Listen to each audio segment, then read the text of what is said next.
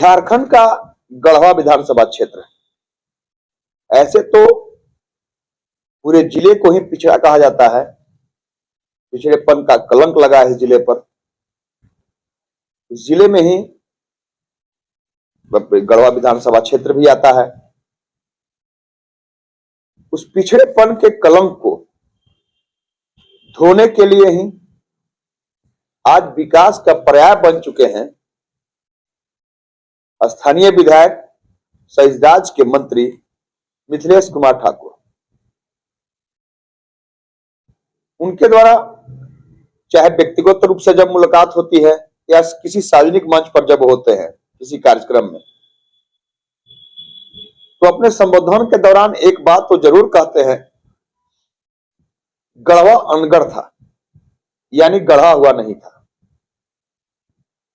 जिसे मैं नए स्वरूप में गढ़ रहा हूं। यह बताने की भी जरूरत नहीं है, आप खुद नजर कर रहे हैं, उस विकास कार्य से वाकिफ हो रहे हैं कि किस तरह उनके द्वारा गढ़वा को गढ़ा जा रहा है। एक सड़क जिसे विकास का आईना कहा जाता है, लेकिन वह आईना ही धुंधला था, आलम था कि कोई विकास की तस्वीर नजर नहीं आती थी। यानी हम सीधे रूप में कहें तो एक आदर्श सड़क से भी महरूम था अपना गढ़वा विधानसभा क्षेत्र, जिसे मंत्री द्वारा उस आईने को सबसे पहले साफ किया गया।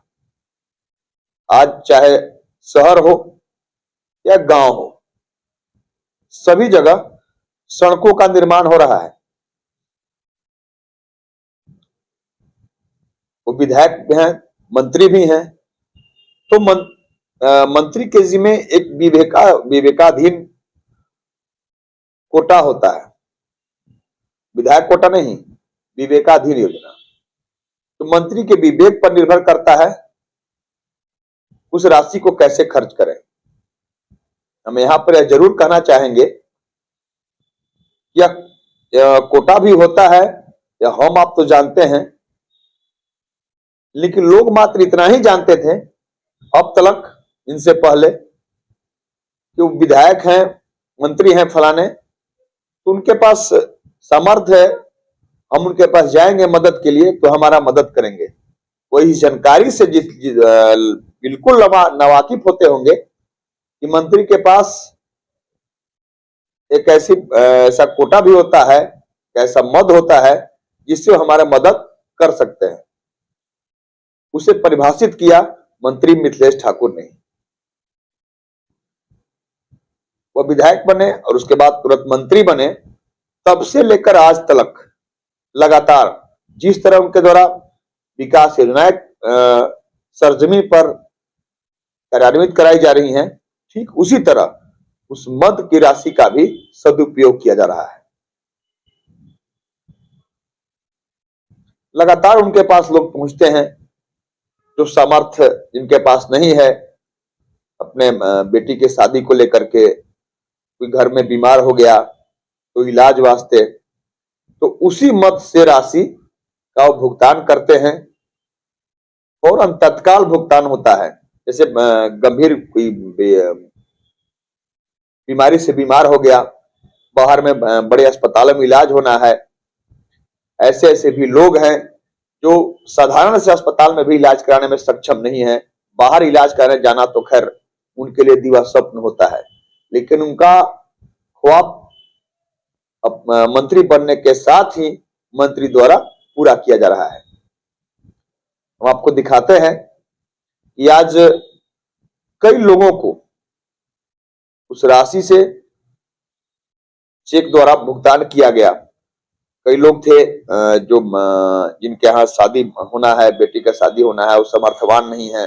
कई लोग ऐसे थे जो उनके घर में लोग बीमार हैं, इलाज कराने में सक्षम नहीं है, उनके द्वारा दरख्वास्त किया गया था मंत्री से, बजाते सूची तैयार कर और उन्हें उस चेक का भुगतान किया गया।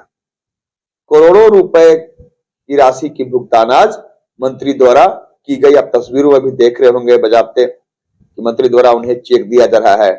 गढ़वा से विधानसभा क्षेत्र के सभी लोग हैं। तो शुरुआत से आप लगातार तस्वीर को आप देखें, और हम यहाँ बताना चाहेंगे आपको कि इसी राशि के बारे में हमने कहा कि जो लोग जिन्हें मिल रहा है वो राशि, जिनसे उनके घर में अगर शादी है, बेटी की शादी है, बेटी की शादी करने में सक्षम नहीं है, आज जो बेहतर तरीके से बेटी की शादी कर पाएंगे, बीमार हैं तो बीमार का इलाज होगा और वो स्वस्थ होंगे, जिन्हें इस राशि का भुगतान किया जा रहा है। इसी राशि के बारे में ये लोग, जो गांव के लोग हैं, नहीं जानते थे। इसलिए हमने कहा कि आज तक लोग यही समझा करते थे इनसे पहले, यानी इन्हें मंत्री बनने से पहले, इन्हें विधायक निर्वाचित होने से पहले, कि वह हमारे जनप्रतिनिधि हैं, वो समर्थवान हैं, तो हम उनके पास जाएंगे तो हमारी मदद हो जाएगी। लेकिन उन्हें यह नहीं पता होता था कि ऐसा मद भी होता है जो हमारे लिए होता है, वो मंत्री के विवेक पर निर्भर करता है कि हम किसे कितना मदद करें। आज उस राशि का सदुपयोग किया जा रहा है मंत्री मिथिलेश ठाकुर द्वारा, और समुचित राशि का भुगतान किया जा रहा है, जिससे बीमारों का इलाज हो रहा है। कई लगातार जब से वो मंत्री बने हैं तब से लेकर लगातार, वो सूची भी हम आपको एक बार बताएंगे कि अब तक उनके द्वारा कितने लोगों का जो गंभीर रूप से बीमार थे उनका इलाज कराया गया, आज जो पूरी तरह से स्वस्थ हैं। बहुत बड़ी पहल कही जाएगी, एक मद का सदुपयोग इसे कहा जाएगा कि यही नेक नियति नहीं थी जिसका आलम हुआ कि आज गढ़वा के ऊपर पिछड़ेपन का कलंक लगा।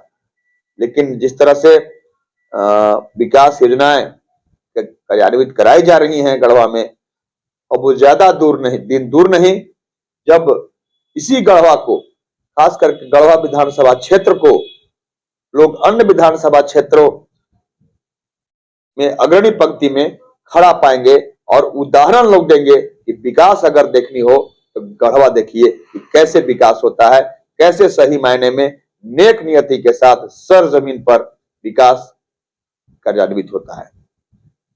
आज इस राशि भुगतान के बाद मीडिया से भी मंत्री मुखातिब हुए, उनके द्वारा क्या कहा गया, आइए आप सुनिए।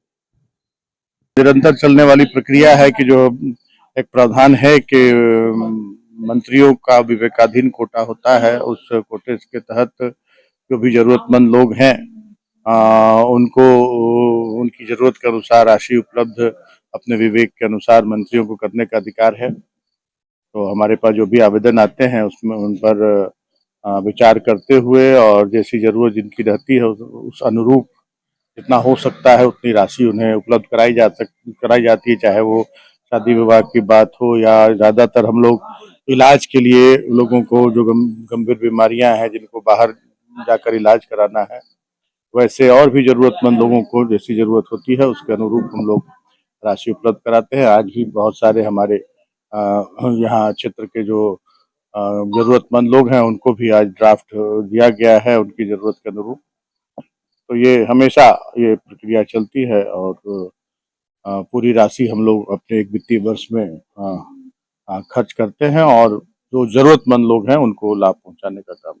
एक बहुत बड़ी सोच कही जाएगी, क्योंकि हर बार मंत्री इस बात को भी दोहराते हैं कि हम चुनावी वादा नहीं पूरा कर रहे हैं, बल्कि हमने जो संकल्प लिया था अपने संघर्ष के दरमियान में कि किस तरह गांव में लोग कसक के साथ हमसे मिलने के बाद कहा करते थे कि आज देखिए ना हमारे पास चलने के लिए एक आदत सड़क नहीं है, ना बढ़िया पीने के लिए पानी है, आवास नहीं है, खपड़ेल के टूटे घर में सीलन भरे कमरों में हम रहा करते हैं। उस पीड़ा को उन्होंने महसूस किया था और उसी दौरान उनके द्वारा संकल्प लिया गया था कि जब हमारे हाथ में अधिकार आएगा इन सारी समस्याओं को एक तरफ जहां दूर करूंगा, वहीं दूसरी ओर जो चेहरे आज मेरे सामने मायूस होकर खड़े हैं, मैं जब कल आऊंगा और उन योजनाओं को कार्यान्वित कराऊंगा, उसके बाद इन चेहरों पर जो खुशी देखने को मिलेगी, तब हमारा संकल्प पूरा होगा।